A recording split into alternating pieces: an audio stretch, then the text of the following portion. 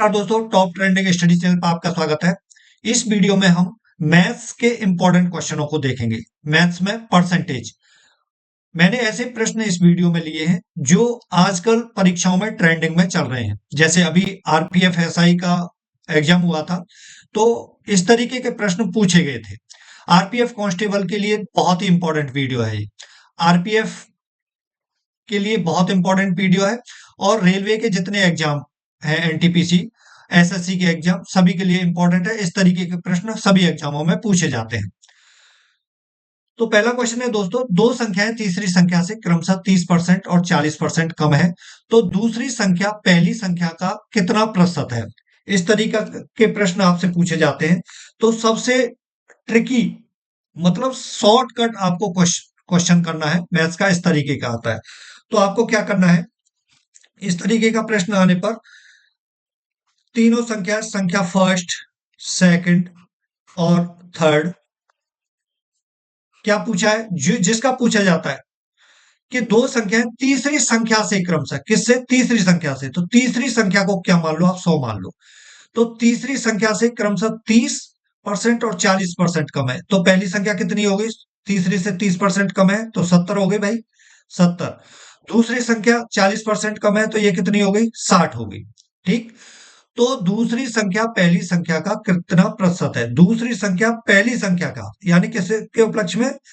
पहली संख्या के में। तो दूसरी संख्या 60/70 गुणा 100। बस यही आंसर है आपका। इसको सॉल्व कर लो, वही आंसर है। यानी 0 से 0 गया आउट, 6/7 यानी 600/7।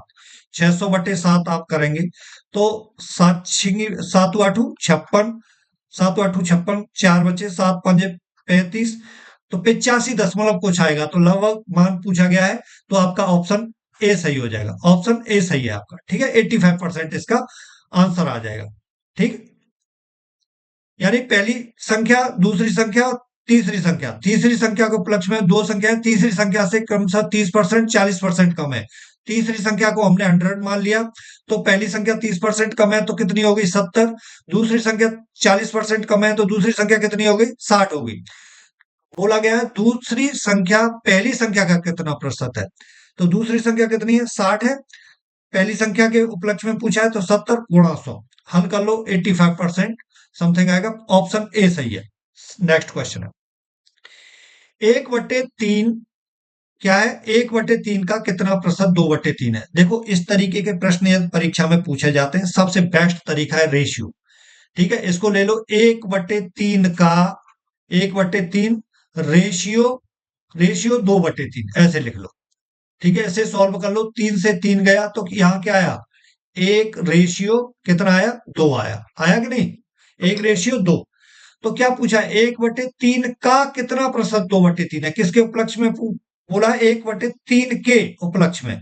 तो क्या होगा? 2 बट्टे जिसके उपलक्ष्य में पूछा गया है उसे नीचे ले लो, 1 गुणा 100 कर दो। कितना आ गया आंसर? 200% आ गया भाई, 200%। ठीक है, यही आंसर है। सबसे बेस्ट तरीका है इस तरीके के प्रश्नों को करने का। नेक्स्ट क्वेश्चन है दोस्तों, 80 मीटर 5 किलोमीटर का कितना प्रतिशत है? 80 मीटर 5 किलोमीटर का कितना प्रतिशत है? देखो, आप इसको रेशियो में करोगे तो हमें क्या, जो 5 किलोमीटर है इसको भी हमें क्या करना पड़ेगा? मीटर में कन्वर्ट करना पड़ेगा। तो इसको ले लो, रेशियो में ही ले लो, है ना, सबसे सरल रहता है। 80 मीटर रेशियो 5 किलोमीटर, 1 किलोमीटर में कितने मीटर होते हैं? 1000 होते हैं। तो 5 किलोमीटर में कितने हो जाएंगे? 5000 मीटर हो जाएंगे भाई, 5000 मीटर हो गए ना। तो अब इससे, इस जीरो से ये जीरो कट जाएगा। ठीक है, यहां आ गया 8 और यहां आ गया 500। क्या पूछा है? 80 मीटर 5 किलोमीटर का कितना परसेंट है? तो 80 मीटर 5 किलोमीटर का, तो क्या होगा? 8/500, है ना, इसी के उपलक्ष्य में पूछा है ना, गुणा 100। ठीक, तो दो जीरो से ये दोनों चले जाएंगे, तो क्या आएगा? 5 एकन 5 और 5 का 30, 1.6% इसका आंसर है। 1.6%, सी ऑप्शन अपना सही हो जाएगा। नेक्स्ट क्वेश्चन है, यदि किसी संख्या का 37.5% अपने साथ जोड़ा जाता है तो परिणाम 1320 हो जाता है। मूल संख्या ज्ञात कीजिए। यानी 37.5 अपने साथ जोड़ा जाता है। यदि किसी संख्या का 37.5 परसेंट अपने साथ जोड़ा जाता है। तो ऐसे क्वेश्चनों में आप क्या करोगे, परसेंटेज वैल्यू निकाल लो इसको, है ना, फ्रैक्शन में 37.5% बराबर कितने होता है। यदि इसको आप फ्रैक्शन देखो, जिसको पता है वो तो डायरेक्ट लिख देगा, है ना, जिसको पता है वो तो डायरेक्ट लिख देगा, लेकिन मान लो नहीं पता तो 25% कर लो। 25% प्लस 12.5%, 12.5%, ठीक है। 25% की वैल्यू कितनी होती है, 1/4 प्लस 12.5% की वैल्यू कितनी होती है दोस्तों, 1/8। इसको सॉल्व करोगे आप, 8 2 प्लस 1 बराबर 3/8, ठीक है। तो यहां डायरेक्ट आपको, जिनको पता है, जिनको परसेंटेज वैल्यू जैसे क्वेश्चन करते करते रट जाती है, तो आपको 37.5% की वैल्यू आपको वैसे ही पता, फ्रैक्शन वैल्यू पता चल जाएगा, 3/8। अब ये क्या बोल रहा है, आगे पढ़ो। 37.5% अपने साथ जोड़ा जाता है तो परिणाम 1320 हो जाता है। ये क्या है, आपका ओरिजिनल नंबर है, ओरिजिनल नंबर, और ये क्या है, परसेंटेज वैल्यू। तो क्या बोल रहा है, 37.5% अपने साथ जोड़ा जाता है, यानी ये जो परिणाम है ये इसके साथ जोड़ा जाता है। तो कितना हो जाएगा, 11। 8 + 3, 8 + 3 11 हो गया ना। 11 की वैल्यू कितनी दे रखी है दोस्तों, 1320। 1320 आपसे पूछा क्या गया है, मूल संख्या, यानी 8 की वैल्यू पूछी गई है, 8 की वैल्यू पूछी गई है। तो क्या करोगे, 1320/11 गुणा 8। तो 11 से आप इसको काटोगे, 11 × 11, 11 दूनी 22, 20, 12 × 8 = 96, 960। 960 यानी सी ऑप्शन इसका करेक्ट हो जाएगा, सी ऑप्शन सही है, ठीक है। 37.5% को, यदि आपको डायरेक्ट वैल्यू नहीं पता है कि 3/8 होता है, जैसे भाई 12.5% की वैल्यू 1/8 होती है, तो 12 × 36, 12 × 36, और आधे का कितना, ढाई हो जाएगा उसका, वैसे आप अंदाजा लगाओगे तो।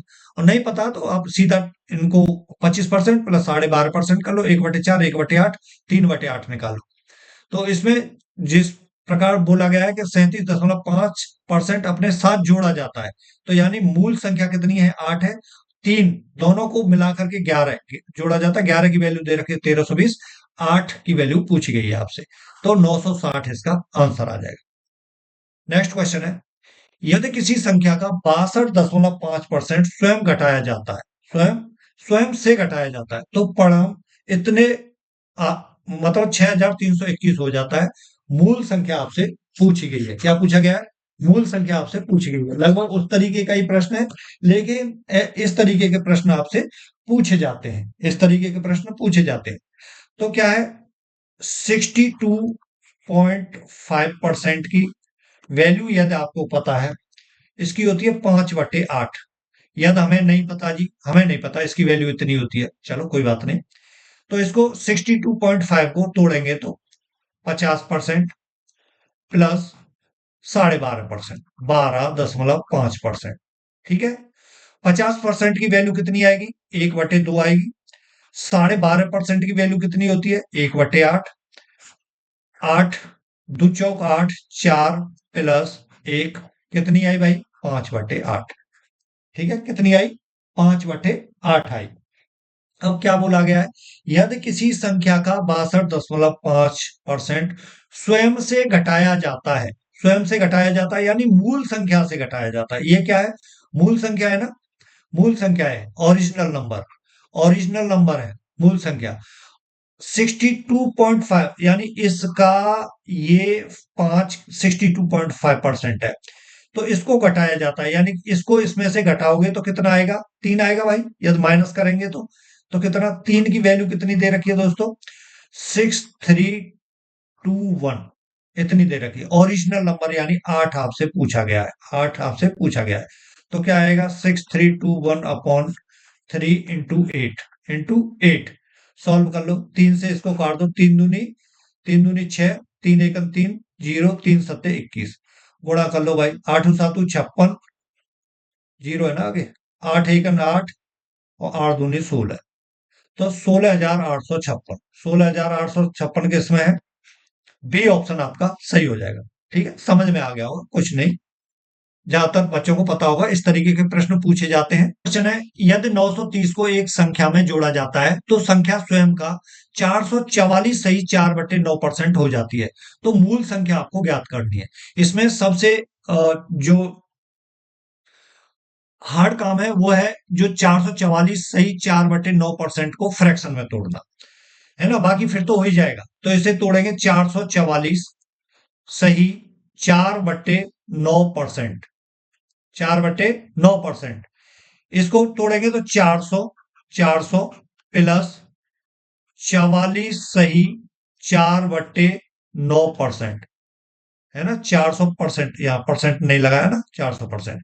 इसकी फ्रैक्शन वैल्यू क्या होती है, 4 प्लस 44 सही 4/9 को की फ्रैक्शन वैल्यू होती है 4/9, 4/9। इसे कैलकुलेट करेंगे, 9 9 चौक 36 प्लस कितना आया 4, बराबर क्या हो जाएगा, बराबर 40/9, 40/9। यानी इसकी वैल्यू कितनी आ गई, 40/9। अब क्वेश्चन को आप दोबारा पढ़िए।